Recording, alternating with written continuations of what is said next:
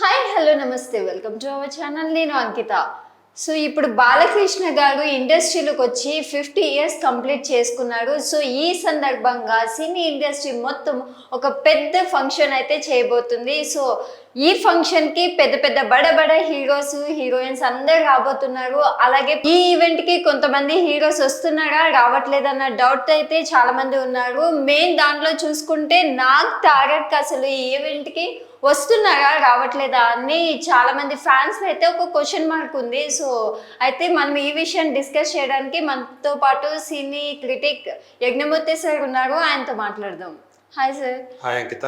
Sir చూసుకుంటే ఇప్పుడు బాలకృష్ణ గారి ఈవెంట్ అయితే September 1st జరగబోతుందని అందరికీ తెలిసిందే. అందరు చాలా ఈగర్లీ వెయిట్ చేస్తున్నారు అనమాట. చాలా మంది బడ హీరోస్ వస్తున్నారు. అయితే కొంతమంది ఫ్యాన్స్కి అయితే ఒక డౌట్ ఉండిపోయింది, నాగ్ తారక్ అసలు ఈ ఈవెంట్కి వస్తున్నారా రావట్లేదా అన్న విషయం బయటకు రావట్లేదు. సో దీనిపైన మీరేమంటారు? ఇండస్ట్రీ అయితే మొత్తం September 1న జరుగుతున్నటువంటి బాలయ్య 50 సంవత్సరాల సినీ వేడుక ఏదైతే ఉందో దానికి అత్యంత ఘనంగా చేయడానికి ఏర్పాట్లన్నీ కూడా చకచక జరిగిపోతూ ఉన్నాయి. చాలా భారీ వ్యయాన్ని వెచ్చించి ఈ ఈవెంట్ని ప్లాన్ చేస్తున్నారు. సో దీనికి సంబంధించి ప్రస్తుతం ఇండస్ట్రీలో ఉన్నటువంటి పెద్ద వాళ్ళందరినీ కూడా వీళ్ళందరూ పిలవడం జరిగింది అతిథులుగా రమ్మని చెప్పేసి.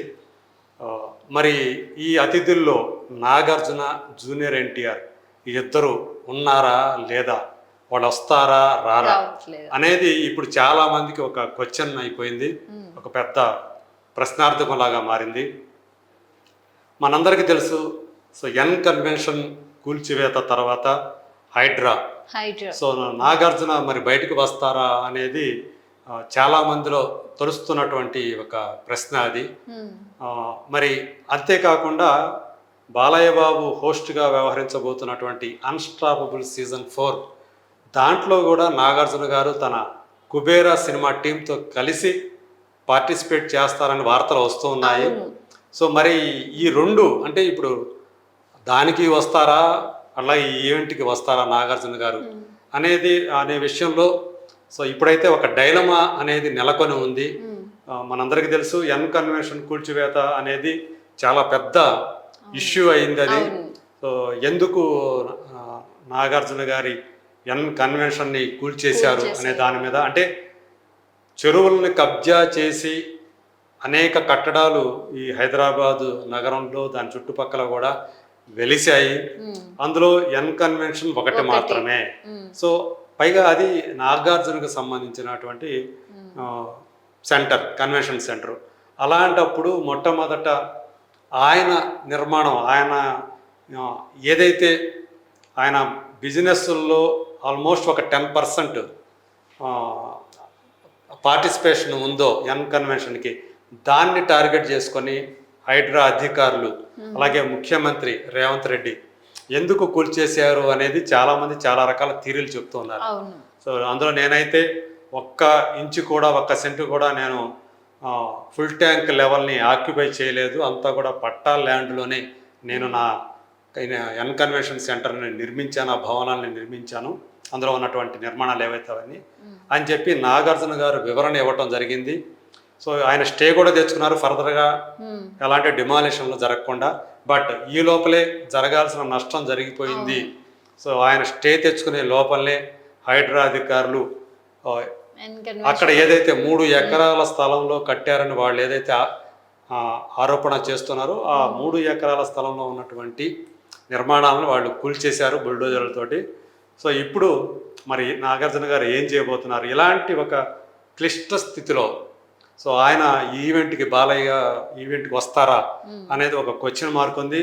బట్ ఇదే సమయంలో ఆయన బిగ్ బాస్ సీజన్ కూడా, కొత్త సీజన్ కూడా 8th సీజన్ కూడా స్టార్ట్ చేయాల్సి ఉంది. మరి ఇప్పుడు ఉన్న ఆయన ఒక రకమైనటువంటి పెయిన్ ఫీల్ అవుతున్నారు. ఒక ప్రెస్టీజియస్ థింగ్ని ఆయన ఒకటి కోల్పోయారు.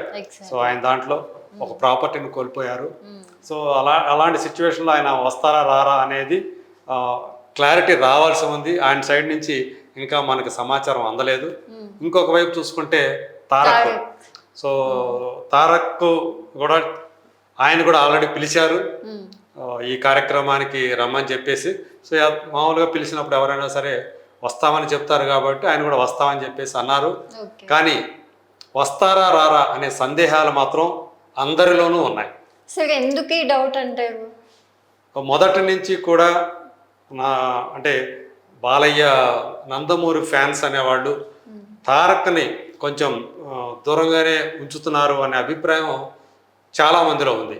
ఓకే. సో అది ఆయన ప్రవర్తించే తీరుని బట్టి కానివ్వండి, లేదా ఇంకొక వేరే కారణాలు కానివ్వండి.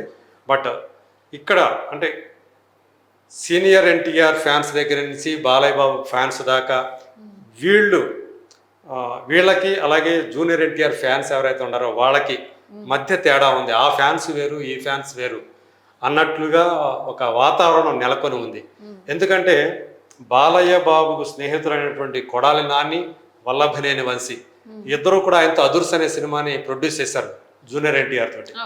సో వాళ్ళిద్దరూ కూడా వైసీపీ పార్టీలో ఉండటం, పైగా సో తెలుగుదేశంని కానివ్వండి మొత్తం ఆ పార్టీకి వ్యతిరేకంగా పనిచేస్తూ రావటం, వాళ్ళ ఎప్పుడూ కూడా జూనియర్ ఎన్టీఆర్ వాళ్ళిద్దరిని ఖండించకపోవటం, ఇది దూరం పెంచేసింది అని చెప్పాలి. సో మొత్తం నందమూరి ఫ్యాన్స్ కను జూనియర్ ఎన్టీఆర్ మధ్య ఒక గ్యాప్ని సృష్టించేసాయి. అది అట్లాగే కంటిన్యూ అవుతూ వచ్చింది. ఈవెన్ తెలుగుదేశం కూటమి అధికారంలోకి వచ్చిన తర్వాత కూడా వాళ్ళిద్దరూ అంటే ఆ ముందు దూరంగానే ఉన్నారు. సో కనీస ప్రకటన కూడా అంటే తెలుగుదేశం పార్టీకి ఫేవర్గా సో ఆయన ఎప్పుడూ కూడా ఒక ప్రకటన చేయలేదు, చాలా దూరం పాటిస్తూ వచ్చారు. అలాగే బాలయ్య బాబు కూడా ఆయన అంతే దూరం పాటిస్తూ వచ్చారు అప్పుడు ఎలక్షన్ల టైంలో. సో గెలిచిన తర్వాత కూడా తెలుగుదేశం కూటమి గెలిచిన తర్వాత కూడా చాలా ఆలస్యంగా మిగతా వాళ్ళందరూ కూడా స్పందించిన తర్వాత 2-3 రోజుల తర్వాత ఆయన ఏదో ఒక కంటి తుడుపు అన్నట్టుగా నామకే వాస్తేలాగా ఒక అభినందనలు మాత్రం తన ట్విట్టర్ ద్వారా తెలియజేశారు. సో ఇదంతా కూడా ఫ్యాన్స్లో అంటే తెలుగుదేశం అభిమానులు కానివ్వండి, బాలయ్య అభిమానులు కానివ్వండి, సో జూనియర్ ఎన్టీఆర్ మావాడు కాదు అన్న ఒక అభిప్రాయాన్ని అట్లా కంటిన్యూ అవుతూ రావడానికి సో వాళ్ళు చేసే ఏవైతే ఉన్నాయో అవి ఆ పనులు అవి కారణమవుతూ వచ్చాయని చెప్పాలి. ఈ నేపథ్యంలో మరి ఆయన వస్తారా, వస్తే నిజంగా జూనియర్ ఎన్టీఆర్ కనుక ఈ ఈవెంట్కి వస్తే సో వాళ్ళ మధ్య ఏదైతే దూరం అని బయట అయితే ప్రచారం ఉందో అది ఏమీ లేదు అని చెప్పినట్లు అవుతుంది. సో గతంలో జూనియర్ ఎన్టీఆర్, కళ్యాణ్ రామ్ సో వాళ్ళిద్దరు అన్నదమ్ములిద్దరూ కూడా ఇవాళ ఒక్కడిగా ఉన్నారు. సో వాళ్ళతోటి బాలయ్య బాబు ఒకసారి స్టేజ్ పంచుకున్నారు. సో అప్పుడు కలివిడిగా ఉన్నట్లే కనిపించారు.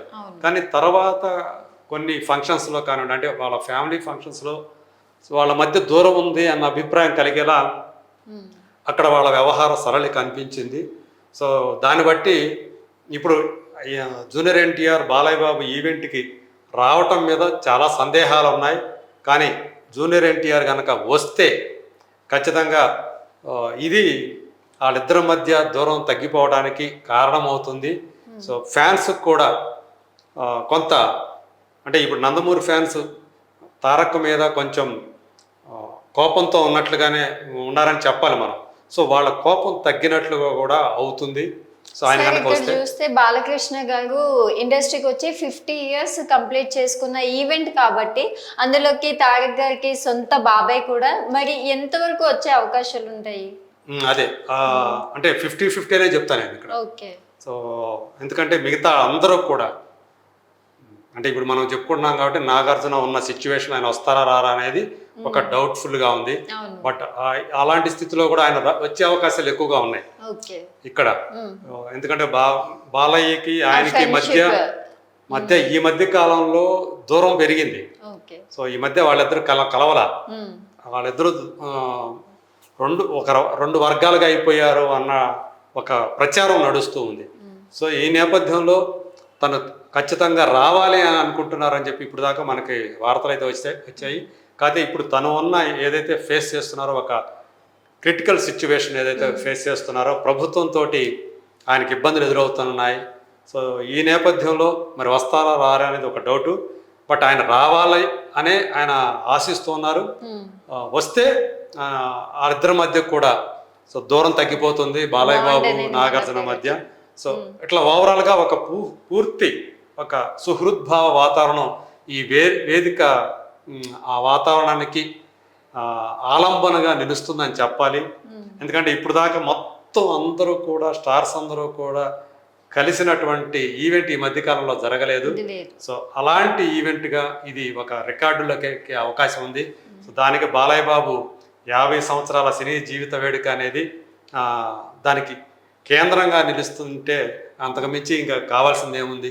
సో ఖచ్చితంగా సో ఈ ఈవెంట్కి వాళ్ళిద్దరూ కూడా రావాలని ఫ్యాన్స్ అందరూ కూడా ఆశిస్తూ ఉన్నారు. సో వస్తే నిజంగానే వాళ్ళ మధ్య ఉన్నటువంటి దూరం కూడా తగ్గిపోయే అవకాశం ఉంది. ఓకే, సో చూసారు కదండి. అయితే ఇక్కడ జరగబోయే ఈవెంట్లో నాగార్జున గారు అయితే వచ్చే ఛాన్సెస్ చాలా ఎక్కువగా ఉన్నాయి.